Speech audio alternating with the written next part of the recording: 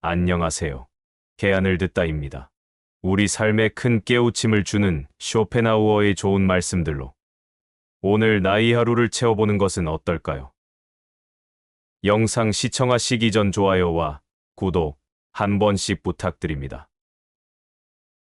과도한 관계 의존도 일종의 질병이다. 삶에 있어서 가장 명료하고 차가운 진실 중 하나. 바로 인생은 혼자라는 점이다. 한 사람이 태어나고 나이가 들어가면서 수많은 사람과 만나고 헤어지겠지만 평균을 내어 바라보면 인간은 나이가 들수록 혼자 있는 시간도 많아진다. 아이일 땐 부모를 비롯한 어른이 주변에 있으므로 주변에 사람이 많을 수밖에 없고 청소년기에도 많든 적든 학급 구성원들과 함께할 기회가 있다. 하지만 점점 나이가 들수록 집단으로부터는 멀어지고 노년에 이르러서는 더없이 고독한 일상이 기다리고 있다. 이것은 당연한 현상이기 때문에 슬기롭게 대비해야 한다. 외로움에 지지 않으려면 혼자 있을 때 무엇을 하면 행복한지를 잘 파악해야 한다.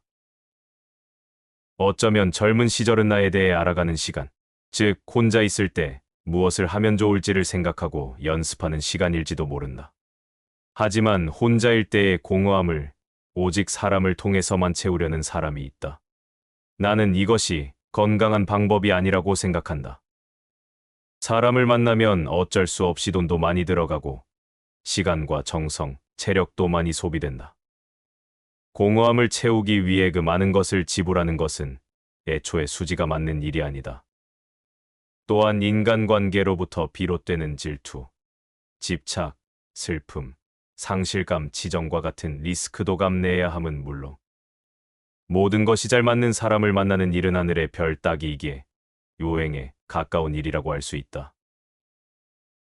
냉혹하게 말하자면 수많은 인간의 불행은 혼자 있을 수 없기에 발생하는 것이나 다름없는 것이다. 그런 의미에서 나는 과도한 관계 의존도 일종의 질병이라고 생각한다. 반면 지혜로운 사람은 고독으로부터 두 가지 이점을 얻는다.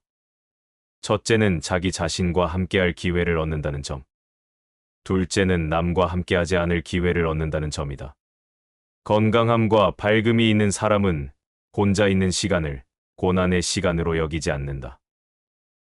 오히려 나 자신과의 설레고 즐거운 데이트라고 생각한다. 어차피 끝을 향해 달릴수록 혼자가 되어가는 삶. 과연 이 삶을 어떻게 준비할 것인가? 정답은 이미 너무도 명료하다. 부모는 자신의 희생을 자녀에게 투영하려 한다. 결혼은 엄밀히 따지자면 이성적인 행위와는 거리가 있다. 왜냐하면 너무나도 다른 환경에서 성장해 온 두 사람이 하나의 가정을 이루기 위해선 반드시 각자가 지닌 기질과 욕망 일부를 버려야 하며 그것을 버린 만큼의 보상이 명확하게 들어오지도 않기 때문이다. 쉽게 말하면 모두가 손해보는 장사이기 때문이다.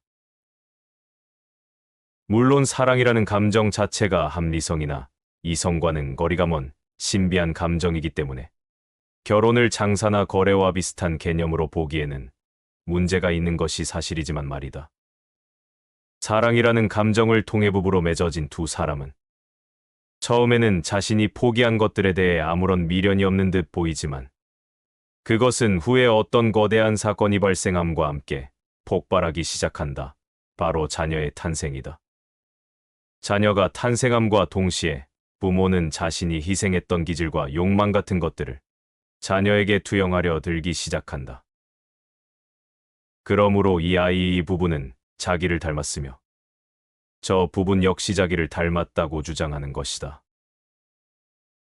자신이 좋아했던 취미 생활을 자녀에게도 권하고 서로가 입히고 싶은 옷이 달라 다투기도 하는 것이다. 그렇게 자녀에게 배우자보다 자신의 모습을 더 많이 투영하고자 하는 욕망은 사랑 때문에 자신이 포기했던 것들을 늦게라도 보상받으려는 심리라고 할 수 있다. 하지만 부모가 아주 어릴 때부터 그래왔던 것처럼 자녀는 어느 정도 나이를 먹으면 자신의 기질이나 개성이 부모와는 상관없는 자신만의 것이라고 생각하기 시작한다.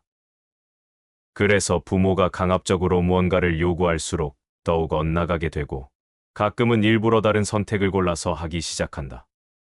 자녀와 부모 사이의 정과 증오가 뒤섞인 전쟁은 이렇게 서서히 막을 올리게 된다.